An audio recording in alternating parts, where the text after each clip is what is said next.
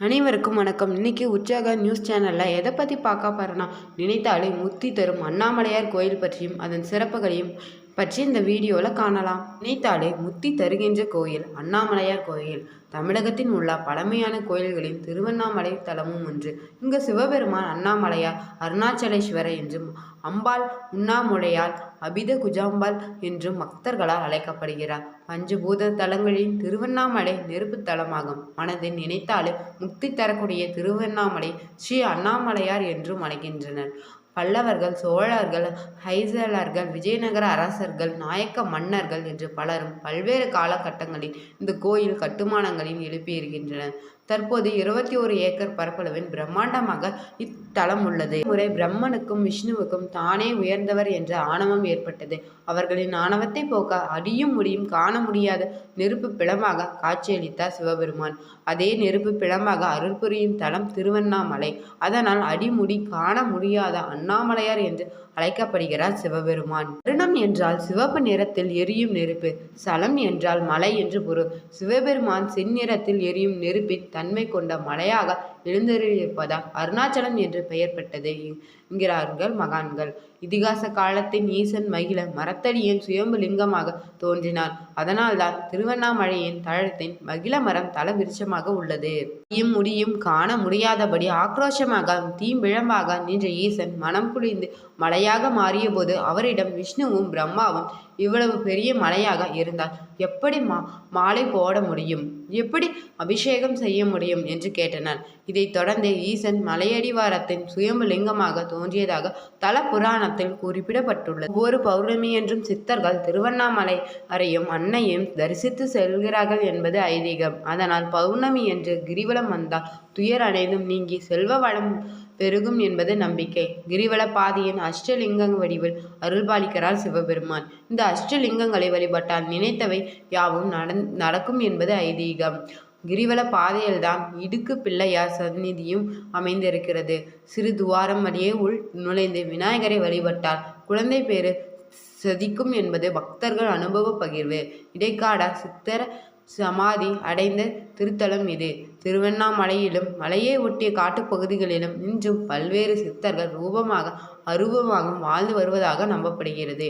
அக்காலம் தொட்டு இக்காலம் வரை பல சித்தர்கள் ஞானிகளை ஈர்க்கும் தலமாக விளங்குகிறது திருவண்ணாமலை திருக்கோயில்.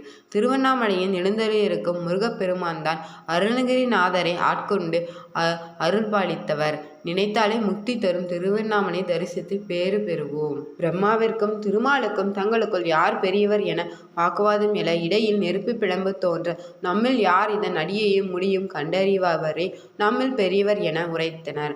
அதன் அடியை காண திருமால் வராக வடிவெடுத்து நிலத்தினை குடைந்து சென்று பல ஆண்டுகள் பயணம் செய்தும் அடியை காண இயலாமல் திருமால் திரும்ப அன்னை வடிவமெடுத்து முடியை காணச் சென்ற பிரம்மர் வானிலிருந்து கீழே வரும் தாளம்பூவிடம் இது யாதென வினவாய் அதற்கு இது சிவபெருமான் எனவும் நான் சிவனாரின் தலையிலிருந்து பல ஆண்டுகளாக விழுந்து கொண்டிருக்கிறேன் என உரைத்த தாளம்பூவிடம் நீ திருமாலிடம் நான் இந்த நெருப்பு பிளம்பாக நின்ற சிவனின் முடியை கண்டுவிட்டேன் என்று கூறும் கேட்டார் பிரம்மர். தன்னால் அடியை கண்டறிதல முடியாததை ஒப்புக்கொண்ட திருமாலிடம் பிரம்மன் நான் பகிரதலுக்காக ஆகாய கங்கையை தனது செஞ்சடையில் தாங்கி சிவகங்கை என்னும் பெயர் மாற்றிய சிவபெருமானின் முடியை கண்டுவிட்டதாகவும் அதற்கு இந்த தாளம்பூவை சாட்சி என உரைத்தது.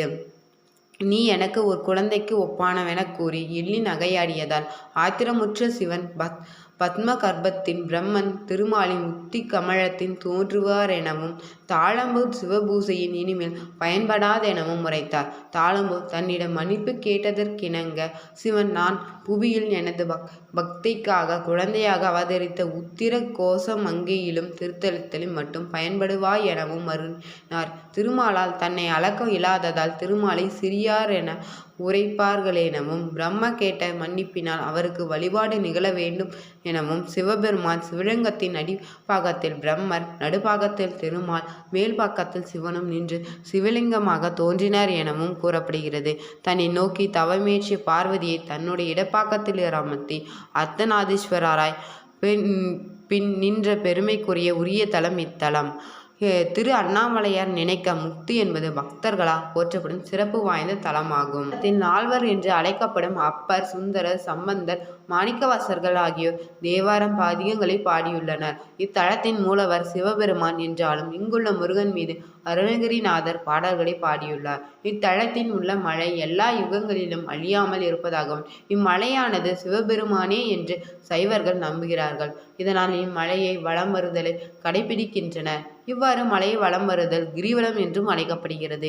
பல்வேறு நகரங்களிலிருந்தும் ஊர்களிலிருந்தும் எண்ணற்ற சித்தர்கள் இந்நகருக்கு வந்து வாழ்ந்து சமாதி அடைந்துள்ளனர். அவர்களின் ராமணர், கேசாத்திரி சாமிகள், விசிறி சாமிகள், குரு நமச்சிவாயர், கூகை நமச்சிவாயர் போன்ற குறிப்பிடத்தக்கவர்கள். இவர்களின் சமாதிகள் கிரிவல பாதையில் அமைந்துள்ளது.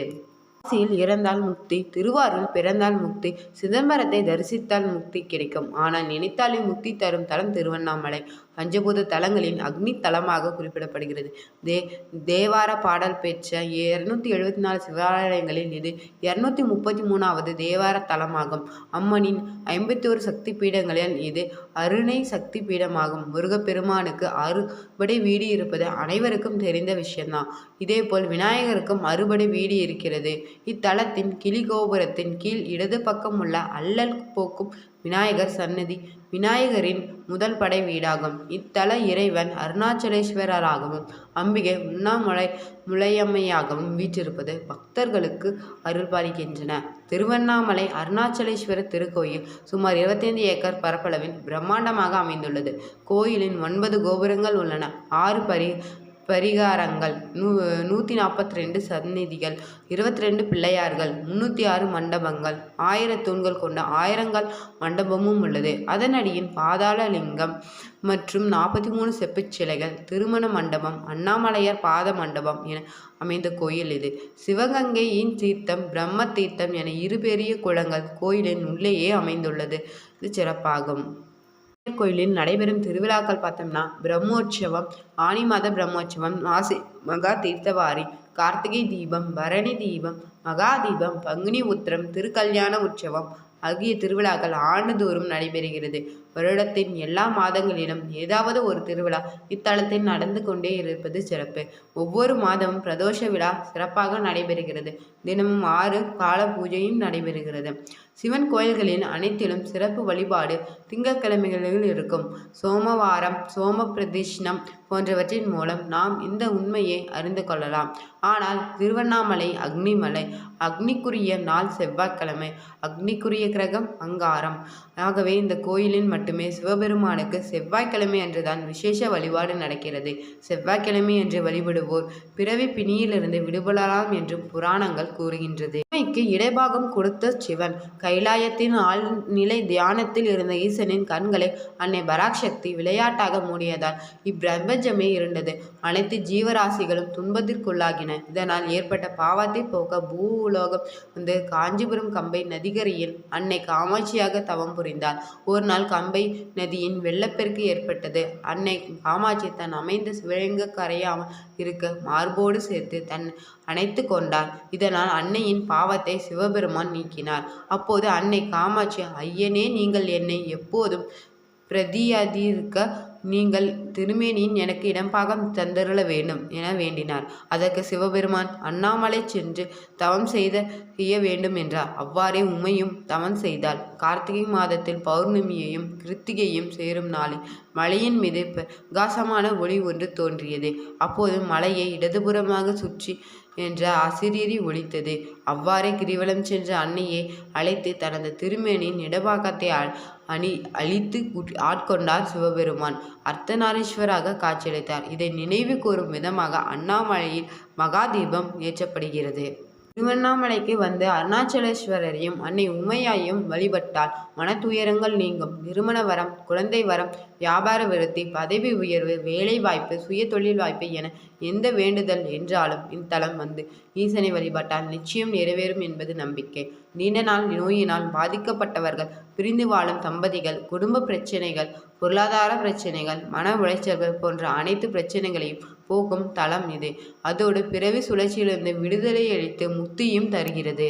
சுவாமிக்கு நல்லெண்ணெய், மஞ்சள் பொடி, மா பொடி, பால், தயிர், பழ வகைகள், கரும்புச்சாறு, தேன், இளநீர், பஞ்சாமிர்தம், சந்தனம், பன்னீர், திருநீர் ஆகியவற்றால் அபிஷேகம் செய்கின்றனர். தூய வஸ்திரம் சாத்துகின்றார்கள். சுவாமிக்கு வேட்டியும் அம்பாளுக்கு மஞ்சள் பொடி அபிஷேகம் செய்து புடவையும் சாத்துகின்றனர். சுவாமி அம்பாளுக்கு கல்யாண உற்சவம் செய்து வைப்பதையும் பக்தர்கள் நேர்த்திக்கடனாக செய்கின்றனர். பக்தர்களுக்கு அன்னதானம் வழங்கியும் தங்களது நேர்த்திக்கடனை செலுத்துகின்றனர். வீடியோ உங்களுக்கு பிடிச்சிருந்தா லைக் பண்ணுங்க, ஷேர் பண்ணுங்க, கமெண்ட் பண்ணுங்க. நம்ம உற்சாக நியூஸ் சேனலை சப்ஸ்கிரைப் பண்ணிக்கோங்க. Thank you viewers.